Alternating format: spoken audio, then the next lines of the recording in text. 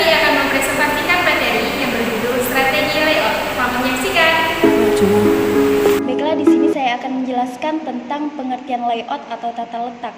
Layout merupakan sebuah usaha untuk menyusun, menata, dan memadukan elemen-elemen atau unsur-unsur komunikasi grafis seperti teks, gambar, dan tabel. Hal ini menjadikan komunikasi visual yang komunikatif, estetik, dan menarik. Layout disebut juga tata letak atau tata ruang.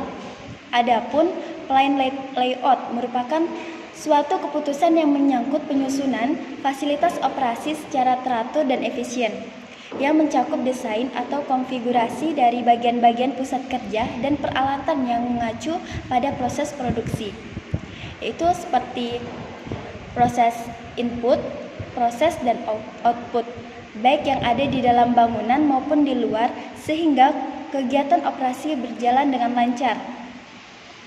Kemudian ada jenis-jenis layout, yaitu terbagi menjadi 4. Yang pertama, ada proses layout. Proses layout yaitu berdasarkan aliran proses. Sering disebut pula dengan fungsional layout, di mana semua fasilitas pabrik seperti mesin, peralatan yang memiliki karakteristik kerja yang sama atau memiliki fungsi yang sama ditempatkan pada suatu departemen atau bagian-bagian yang telah disusun. Yang kedua, ada produk layout. Produk layout merupakan layout yang berdasarkan aliran produk. Tipe layout ini sering digunakan atau cocok untuk pabrik yang memproduksi barang secara massal. Yang ketiga, ada fixed position, yaitu pengaturan material atau komponen produk yang disebut akan tinggal tetap pada posisinya, jadi tidak berubah dari tempatnya. Yang keempat, ada group layout. Group layout merupakan pengaturan tata letak fasilitas pabrik ke dalam daerah-daerah atau kelompok mesin bagian pembuatan produk yang memerlukan pemrosesan yang sama. Selanjutnya ada tipe-tipe layout. Yang pertama, keputusan mengenai tata letak meliputi penempatan mesin dalam tempat yang terbaik atau pengaturan produksi. Yang kedua, ada sebuah tata letak yang efektif, memfasilitasi adanya aliran bahan, orang, dan informasi di dalam dan antar wilayah untuk mencapai tujuan ini. Beragam pendekatan yang telah dikembangkan. Sekian dari materi saya, kemudian akan dilanjutkan rekan saya. Baiklah, di sini saya akan melanjutkan presentasi dari saudari Meli yang berjudulkan tanda-tanda layout yang baik. Yang pertama, keterkaitan kegiatan yang terencana. Yang kedua, pola aliran barang terencana. Yang ketiga, layout yang dapat disesuaikan dengan perubahan. Yang keempat, direncanakan peluasan yang terencana. Yang kelima, ruang penyimpanan yang cukup. Keenam, pemindahan antar operasi minimum. Yang ketujuh, jarak pemindahan minimum. Yang kedelapan, pemrosesan digabung dengan pemindahan bahan. Yang kesembilan, bangunan didirikan di sekeliling layout. Dan yang ke-10, operasi pertama di dekat dengan penerimaan.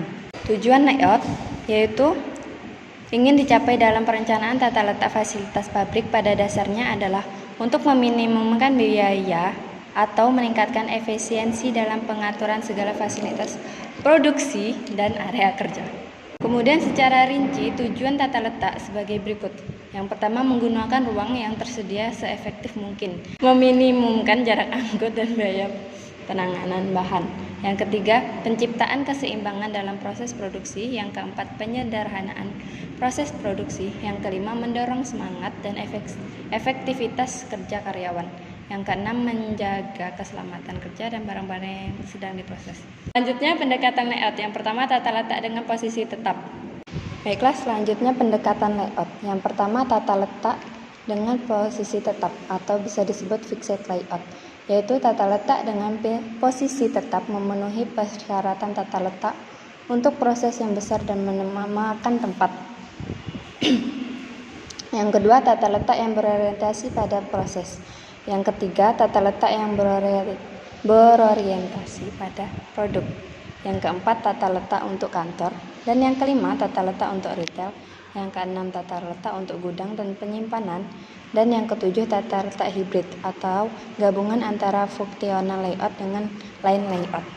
Baik, selanjutnya saya akan menjelaskan tentang manfaat layout.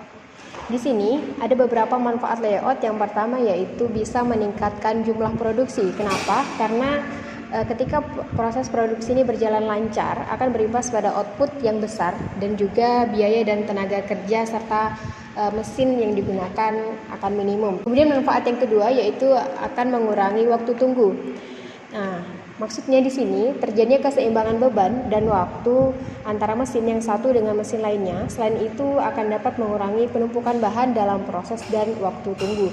Manfaat yang ketiga yaitu adanya manfaat proses pemindahan bahan.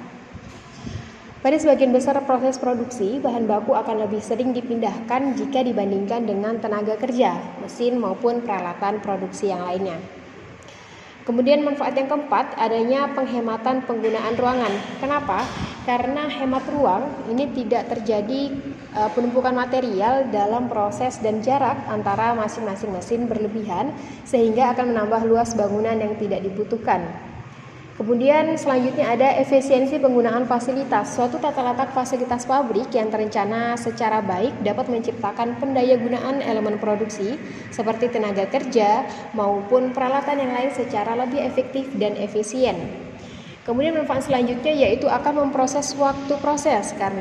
Kenapa? Karena jarak antar mesin pendek atau antara operasi yang satu dengan yang satu sama lain yaitu itu cukup pendek, jadi akan mengefisienkan. Kemudian ada juga manfaat yaitu mengurangi kesimpang siuran yang disebabkan oleh material menunggu. Adanya gerak yang tidak perlu dan banyaknya perpotongan aliran dalam proses produksi.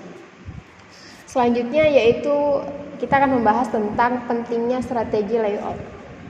Kenapa strategi layout ini penting? Pada umumnya strategi layout ini sangat penting dan modifikasinya akan senantiasa diperlukan di setiap perusahaan.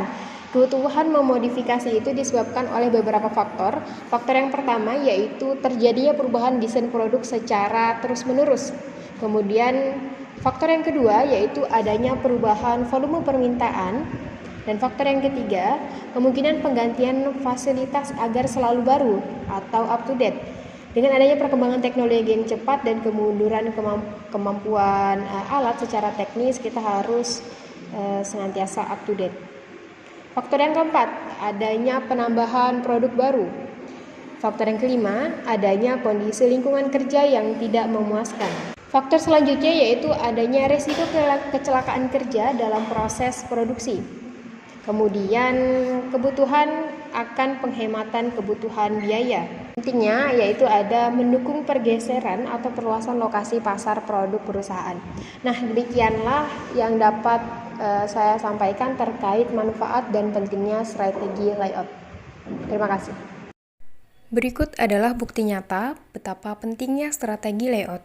Pada kesempatan ini, kami mengambil kasus di kelas yang mana bisa dilihat bahwa penempatan barang-barang apabila tidak disusun dengan baik akan mengganggu pembelajaran.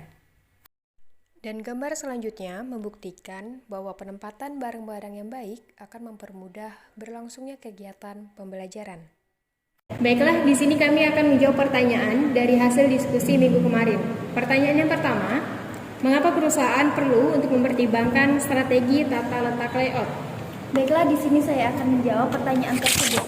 Tata letak atau layout merupakan salah satu keputusan strategis operasional yang turut menentukan efisiensi operasional perusahaan dalam jangka waktu yang panjang. Tata letak yang baik akan memberikan kontribusi terhadap peningkatan produktivitas perusahaan.